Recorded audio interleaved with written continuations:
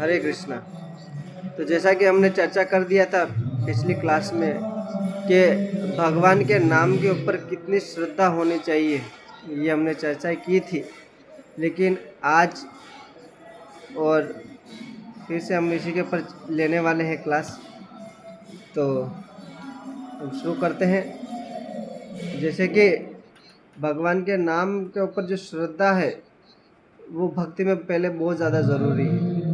जिन व्यक्तियों को भगवान के नाम के ऊपर श्रद्धा है ही नहीं, वो व्यक्ति भगवान के शरणागत हो ही नहीं पाएगा। श्रद्धा होना बहुत ज़्यादा ज़रूरी बताया जाता है। पहला तो महाराज को श्रद्धा हुई। अभी यह बताया जा रहा है कि अभी जब भगवान हिरण्यकश्यपु का वध करने के लिए भगवान नरसिंहदेव प्रकट हुए, तो उसके बारे में आज चर्चा करने वाले हैं। देखिए, नरसिंहदेव भगवान अपने भक्तों की बहुत ज़्यादा परीक्षा लेते हैं। भगवान कृष्ण मतलब भगवान ठाकुर जी हमेशा अपने भक्तों की परीक्षा लेते हैं। ऐसा नहीं है कि वो परीक्षा ले ले तो ऐसे छोड़ देते हैं, नहीं। लेकिन इससे क्या होता है, ये बोलते हैं कि जितना भगवान उन भक्तों की परीक्षा लेते तो देखते हैं भगवान कि सही में मेरा नाम ले रहा कि नहीं ले रहा, मेरी भक्ति कर रहा है कि नहीं कर रहा है। तो इसीलिए उनकी परीक्षा ली जाती है।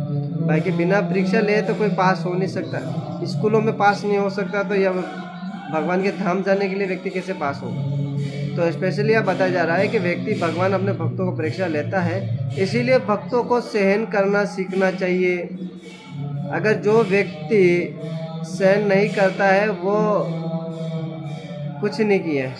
तो इससे पहले क्या, सब सहन करना ज़रूरी है। भक्त चाहे कितनी भी विपत्ता आए, कितनी भी संकट आए, सभी को सहन करना है, हंसते पूर्वक सहन करना है और भगवान का नाम पर भरोसा रखना। इस दुनिया में सब कुछ छूट सकता है। घर छूट सकता है, बाहर छूट सकता है, मित्र छूट सकते हैं, माता पिता छूट सकते हैं, संपत्ति छूट सकती है, सब कुछ छूट सकता है, पत्नी भी छूट सकती है। लेकिन आपका साथ देने वाला सिर्फ एक ही मात्र रहता है, वो है हरि नाम।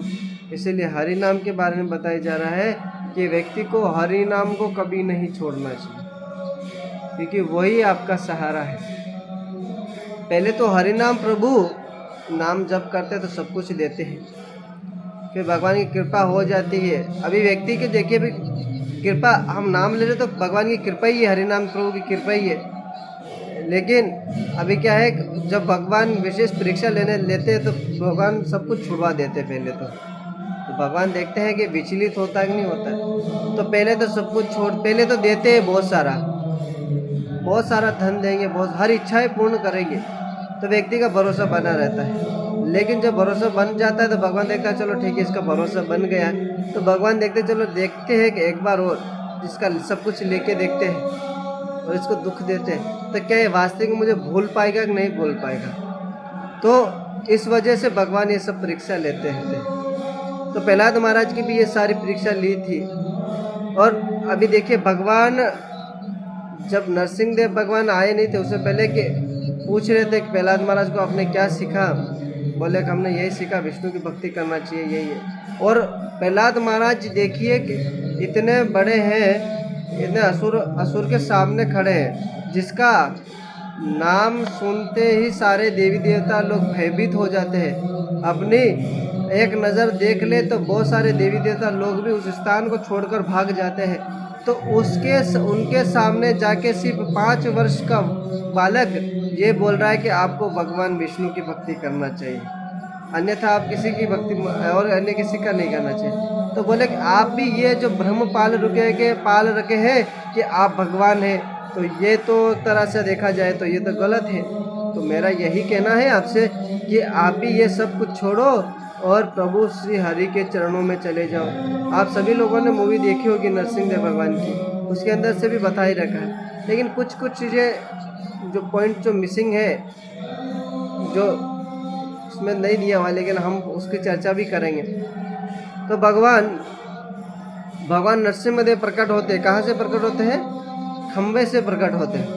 और खंबे से प्रकट होते हैं तो क्या होता है कि भगवान का क्रोधित इतना भयंकर हो जाता है कि सारा हिरण्यकश्यप को मारने के बाद भी उनके जो पेट के अंदर जो आतेड़ी होती है, वो आतेड़ी को गले में लपेट लेते हैं।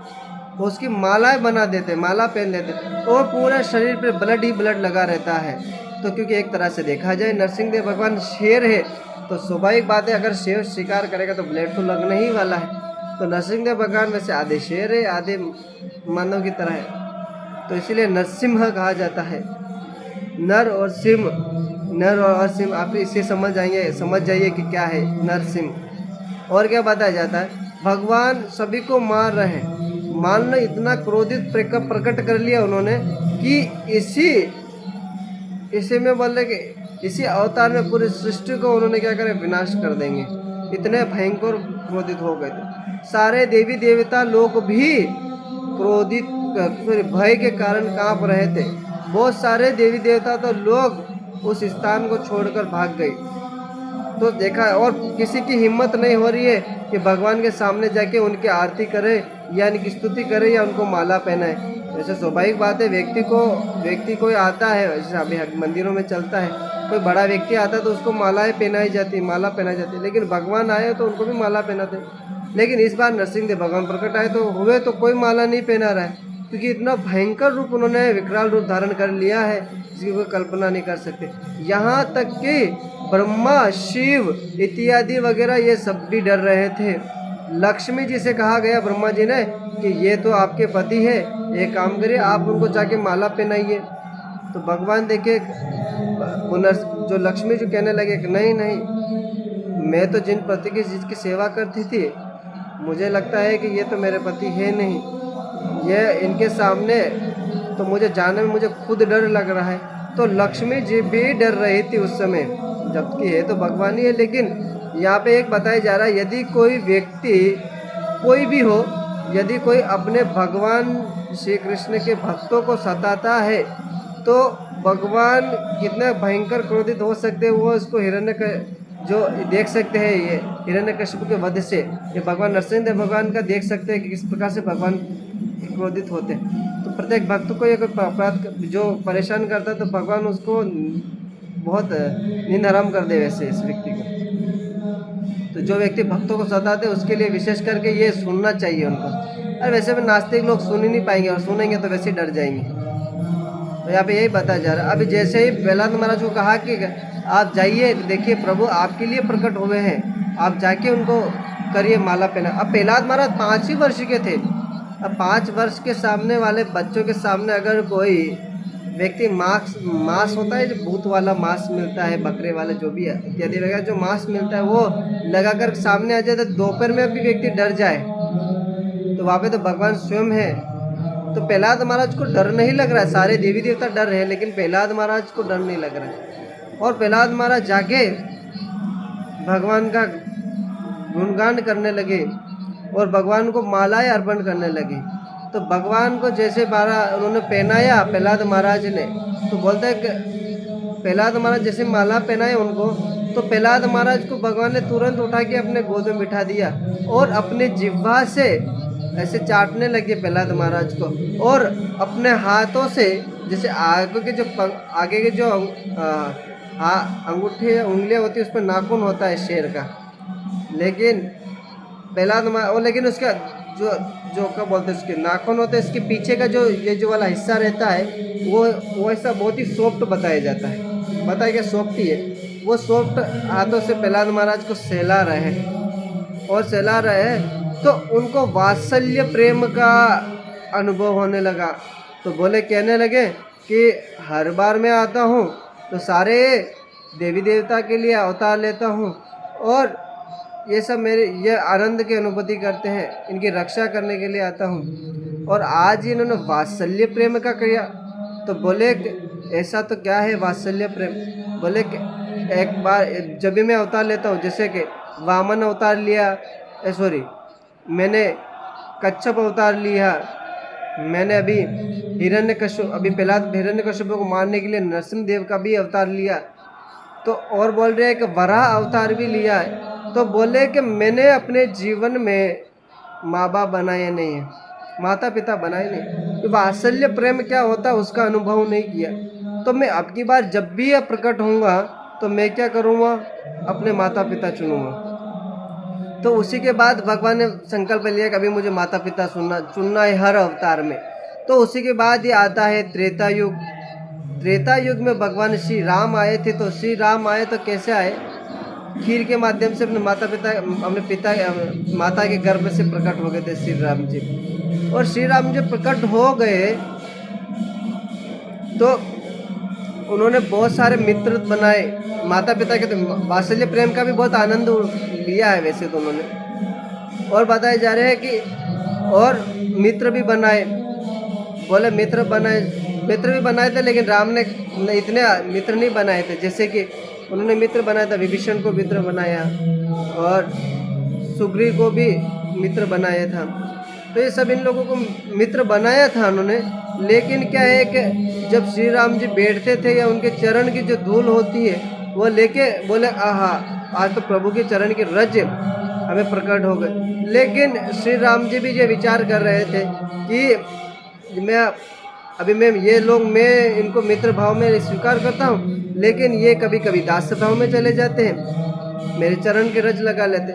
बोले इसमें भी मज़ा नहीं आ रहा है। तो बोले कि इसके लिए मुझे एक और अवतार लेना पड़ेगा।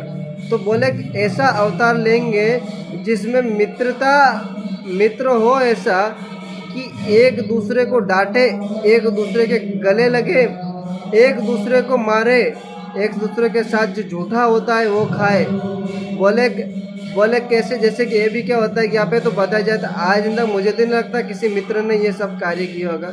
बोलते हैं कि कृष्णा के मुख में जो भगवान खा लिया होता था, तो भगवान के मुख से मुख लगा के भी उनके सखा उनको खा लेते थे। तो बोले कि ऐसा हमें करना पड़ेगा। तो उसी के बाद आया द्वापर युग। तो द्वापर युग में फिर भगवान श्री कृष्ण प्रकट हुए। और श्री कृष्ण प्रकट हुए तो उन्होंने सारे माता पिता के गर्भ से ही प्रकट हुए हैं, लेकिन अनेक मित्र बनाए और मित्र का आनंद लिया और मित्रों के साथ आनंद लेने लगे, सखाओं के साथ आनंद लगे, अन्य प्रकार की क्रीड़ा करने लगे। जैसे जमुना विहार, जमुना में सब लीला करना, द्वादश वन है, द्वादश लीला किया है उनके साथ, अन्य सारे बालकों के साथ किया है। और अभी जैसे कि अभी जो चल रहा है, हम जो इसकी कल चर्चाएं करने, मतलब इसकी चर्चा तो नहीं करेंगे, लेकिन जैसे गोपियाँ जो करती है प्रेम भगवान श्री कृष्ण से, श्रीमती राधा रानी भगवान से प्रेम करती है, तो उस प्रेम को फिर से अनुभव करने के लिए बोले पहले राम जी का अवतार में लिया था, तो मित्र का जो सखा प्रेम है उसका अनुभव करने के लिए हमने क्या किया, पहले उन्होंने क्या किया कि माता पिता का जो प्रेम है वो कमी रहेगी, तो माता पिता का प्रेम कमी हो गई, तो उन्होंने क्या फिर त्रेता युग में श्री राम जी का लालच बढ़ गया भगवान का। तो फिर बोले अभी माता पिता का गर्भ से आगे ये तो इच्छा पूर्ण हुई, लेकिन जैसे ही वो श्री राम जी त्रेता युग में आए तो फिर जैसे ही एक और लालच बढ़ गया उनकी। क्या लालच बढ़ गया? बोले लालच ये बढ़ गया, कभी हमें सखा का जैसा भाव होना चाहिए, सखा जैसा हमारा सखा हो, जो हमसे मस्ती करे, हमसे खाए पिए, हमारे से बात करे, हमारी क्या बोले टाट में मारे, इस प्रकार से होना चाहिए। तो बोले इसका एक प्रेम का अनुभव करने लगे, सखा प्रेम का। तो बोले ठीक है। तो फिर कृष्ण अवतार हुए थे। अभी कृष्ण अवतार हुए तो लेकिन वापिस एक और लालच मन में बढ़ गया। क्या लालच बढ़ गया? तो बोले गोपिया और श्रीमती राधा रानी जो मेरे से प्रेम करती है, उस प्रेम का अनुभव करना है। तो बोले उस प्रेम का अनुभव करने के लिए भगवान श्री कृष्ण ने एक अवतार धारण किया। बोले कि कृष्ण और उनमें कोई भेद नहीं है, वही कृष्ण है, वही जगन्नाथ है। बोले सही गौर, सही कृष्ण, सही जगन्नाथ। बोले वही गौरांग महाप्रभु है, वही श्री कृष्ण चैतन्य महाप्रभु है, वही जगन्नाथ है, वही कृष्ण है, उनमें कोई भेद नहीं है। तो वही चैतन्य महाप्रभु श्रीमती राधा रानी का प्रेम और गोपिया को प्रेम को अनुभव करने के लिए इस कली काल में चैतन्य महाप्रभु के रूप में प्रकट हुए, गौरांग महाप्रभु प्रकट हुए। और वही प्रेम को प्रकट करने के लिए प्रकट किया उन्होंने। और बोले कि यही प्रेम भगवान के भक्तों को सभी को बांटा। बोले निःशुल्क भाव से बांटा। बोले कि कई करोड़ों तपस्या करो तो ब्रज में मिलेंगे। बहुत सारे जन्म में लगते हैं कि ब्रज में जाने के सौभाग्य प्राप्त होता है। लेकिन उसमें भी जाने के बाद व्यक्ति को कृष्ण प्रेम प्राप्त हो पाना लगभग देखा जाए तो बहुत ही मुश्किल है। लेकिन चैतन्य महाप्रभु इसी प्रेम को ऐसे लुटा रहे हैं जैसे कि कोई बम्पर सेल लगा हो, बिना पैसा दिया सब कुछ ले लो। तो महाप्रभु यही प्रेम को लुटा रहे हैं। तो बोले कौन सा प्रेम? तो बोले यही हरे कृष्ण कृष्ण कृष्ण हरे हरे, हरे राम राम राम हरे हरे। इस नाम का जप करो और कृष्ण की जो प्रेम है उसको प्राप्त कर लो। तो यहाँ पे ये बताया जा रहा है कृष्ण को प्रेम प्राप्त करने के लिए एक मंत्र दिया हुआ है। कौन सा मंत्र है? यही है हरे कृष्ण वाला महामंत्र। बाकी अन्य लोग प्रेम तो करेंगे, लेकिन कैसे करेंगे? जब तक भगवान को पुकारेंगे नहीं, भगवान का गुणगान नहीं करेंगे, तब तक भगवान का गुणगान नहीं करेंगे तो भगवान से प्रेम नहीं हो पाएगा। जैसे उदाहरण के लिए यहाँ पे समझा जाए, देखा जाता है कि यदि मैं किसी व्यक्ति को बुलाता हूँ किसी के नाम से, यहाँ पे उदाहरण के लिए देखा जाए आरती माता को मैं बुलाऊँ कि आरती माता जी हरे कृष्ण आप इधर आइए, तो आरती माता ही जी आएंगी ना, दूसरी कोई तो आने वाली है नहीं, या कोई आने वाला तो है नहीं। मैं आरती माता को बुलाऊँ तो आरती माता ही आएगी, पूजा माता ज्योति माता जी तो आने वाली है नहीं, या अन्य कोई दूसरी माता जी तो आने वाली है नहीं। तो बोले ये जब मैं इनको बुलाऊँ इनके नाम से तो वही आएंगे। तो इसी प्रकार से बोल रहे हैं कि यदि कोई व्यक्ति भगवान श्री कृष्ण का इस हरे कृष्ण महामंत्र का जप करता है, हरे कृष्ण कृष्ण कृष्ण हरे हरे, हरे राम राम राम हरे हरे, तो भगवान श्री कृष्ण ही आएंगे, अन्य कोई आएगा तो है नहीं। इसीलिए बोल रहे हैं कि हरे कृष्ण महामंत्र का जप करने से हम भगवान को पुकारते हैं। कभी न कभी तो हमारे हृदय में, भगवान हृदय में तो है ही है, लेकिन कभी न कभी तो हमें दर्शन देंगे, कभी न कभी तो इन आँखों से दिखेंगे। इस चमड़े की आंखों से तो देख पाना भगवान को असंभव है, लेकिन फिर भी भगवान का नाम लेते हैं, भगवान से प्रार्थना ही करते हैं कि प्रभु हम तो सामर्थ्य नहीं है आपका दर्शन करने में, लेकिन फिर भी इस पतित के ऊपर कृपा करिए और हमारे दर्शन दीजिए। तो यही प्रेम का चैतन्य महाप्रभु विस्तार कर रहे, बांट रहे सभी लोगों को, और बोलते हैं कि पात्र हो या ना हो, जो व्यक्ति योग्य हो ना हो, उस व्यक्ति को भी हरे कृष्ण महामंत्र दे रहे हैं। बोल रहे हैं कि पापी तापी जपी लो, हरि नाम उद्धारी लो। तो बोल रहे हैं कि जितना भी बड़ा पापी हो क्यों ना हो, वो व्यक्ति इस महामंत्र का जप करके कृष्ण के धाम जा सकता है, कृष्ण का प्रेम प्राप्त कर सकता है। तो यहाँ पे और बताया जा रहा है कि चैतन्य महाप्रभु क्या बोलते हैं कि आज हम भक्ति कर रहे हैं, हम तो भगवान का नाम लेने में भी इतना मतलब इस योग्य नहीं है कि भगवान का नाम लें, क्योंकि हमारे कारनामे और काम तो ऐसे किए हैं, मुख से हमारे नाम निकलता है नहीं है, दिन रात गाली निकलने वाली इस मुख से भगवान का नाम निकलने वाला है नहीं। तो बोले इस नाम से भगवान का नाम कैसे ले, क्योंकि जीवा तो अशुद्ध हो चुका है, इस जीवा को शुद्ध कैसे करे। तो बोले कि चैतन्य महाप्रभु बोले कि कोई बात नहीं, बोले खारे ये जो मालाएं होती है, इस माला के अंदर व्यक्ति कुछ करे ना करे, सिर्फ व्यक्ति अपना हाथ डाल दे और बोल रहे कि इस पे सिर्फ हरे कृष्ण महामंत्र का जप करे या सोने लगे तो भी कोई दिक्कत नहीं है, उसमें व्यक्ति कम से कम हाथ डाला तो है। तो बोल रहे कि इसका उदाहरण देते हैं कि बोले कि जो व्यक्ति इसके अंदर हाथ डाला और माला भी कर रहा है, उस व्यक्ति को तो उद्धार होना निश्चित है, उसको कृष्ण प्रेम मिलना तो निश्चित है। बोले उदाहरण कैसे दिया गया है? बोले उदाहरण इस प्रकार से दिया हुआ है कि जैसे बोल रहे हैं कि कोई बोलता है ना कि आप सिर्फ एग्ज़ाम दे दीजिए, एग्ज़ाम की तैयारी कर लीजिए, आप परीक्षा देने के लिए सिर्फ क्या करिए, क्लास में बैठ जाइए और कुछ करना नहीं है, सिर्फ जाके बैठ जाओ, अटेंडेंस लगा के आ जाओ, बाकी पास होए ना होए तो हम देख लेंगे। तो चैतन्य महाप्रभु यही कह रहे हैं कि जो व्यक्ति कम से कम इस माला के अंदर हाथ डाल दिया है, हरे कृष्ण महामंत्र का जप कर रहा है, वो व्यक्ति सिर्फ कम से कम हाथ डाल दिया है, अभी मेरा कर्तव्य बनता है कि इसका उद्धार करना। तो कम से कम हम इतना तो कर ही सकते हैं, कम से कम हाथ डाल के। मैं ये नहीं कह रहा कि आपको हाथ ही डालना है, लेकिन माला भी करना है। सोचिए हाथ डालने की महिमा इतनी बता रखी है, तो सोचिए जब हरे कृष्ण महामंत्र का जप करेंगे तो उसका प्रभाव क्या होगा। तो इसीलिए बोल रहे हैं कि हरे कृष्ण महामंत्र का प्रत्येक व्यक्ति को निष्ठापूर्वक जप करना चाहिए, और ऐसा जप कर ले कि बोलते हैं कि अभी मैंने आपको पिछले बार बताया था कि हरे कृष्ण मंत्र का जप कैसे करना चाहिए। बोले कि हरे कृष्ण महामंत्र का जप इतना कर इतना कर कि हद कर दे, यमराज भी अपना खाता रद्द कर दे। तो हरे कृष्ण महामंत्र का जप इतना करो कि हद कर दो, और यमराज के पास जैसे जाना कि नौबत ही ना आए, क्योंकि यमराज अपना खाता रद्द कर लेता है जब कोई व्यक्ति हरे कृष्ण महामंत्र का जप करता है। तो इसीलिए हरे कृष्ण महामंत्र का जप करो, सदा सुखी रहो, और अन्य लोगों को भी इस हरे कृष्ण महामंत्र को जप के लिए प्रोत्साहित करो। तो इसमें बोल रहे चैतन्य महाप्रभु बोल रहे कि मैं प्रसन्न सबसे ज़्यादा होता किससे हूँ? तो भगवान कृष्ण को प्रसन्न करने के लिए, तो देखिए मैंने आपको पहले पिछली कक्षा में जो बताया था, शायद मैंने कल ही बताया था, कि कृष्ण को प्रसन्न करने के लिए पहले चैतन्य महाप्रभु को प्रसन्न करना पड़ता है। लेकिन चैतन्य महाप्रभु को प्रसन्न करने के लिए पहले उसके बाद नित्यानंद प्रभु को प्रसन्न करना पड़ेगा। तो नित्यानंद प्रभु प्रसन्न होंगे तभी तो चैतन्य महाप्रभु प्रसन्न होंगे, चैतन्य महाप्रभु प्रसन्न होंगे तो फिर कृष्ण प्रसन्न होंगे। तो नित्यानंद प्रभु को कैसे प्रसन्न कर सकते हैं? तो बोले, जैसे बोलते, आप सभी लोगों ने एक भजन तो सुना होगा, चैतन्य महाप्रभु को आज्ञा दी थी। क्या आज्ञा दी थी? कि घरे घरे जाओ, यही भिक्षा मांगो। तो बोले कि एक भिक्षा मांगना है। कौन सा भिक्षा मांगना है? हरि नाम का भिक्षा मांगना है। हमें धन नहीं चाहिए, आपसे कुछ नहीं चाहिए, हमें तो बस आप हरे कृष्ण महामंत्र करिए, उसी में हम सुखी हैं। इसीलिए हम कहते हैं कि आप सभी लोगों को क्या करें, कम से कम वो लोग जो क्लास में नहीं आ पाते, जूम मीटिंग अटेंड नहीं कर पाते, कम से कम उनको ऑनलाइन जोड़िए, भक्ति में लाइए। तो चैतन्य महाप्रभु खुश होंगे, नित्यानंद प्रभु पहले खुश होंगे।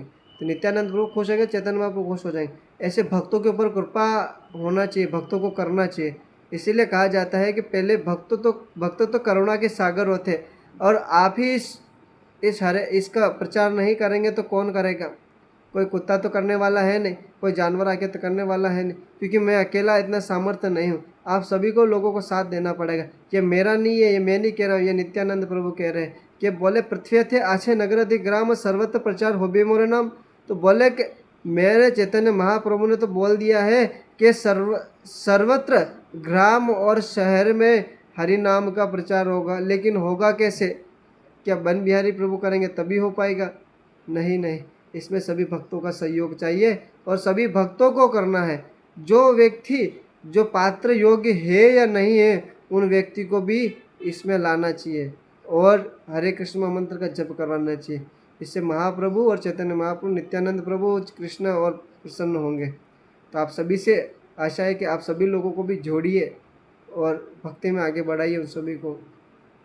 हरे कृष्ण। किसी कोई भक्त का प्रश्न है?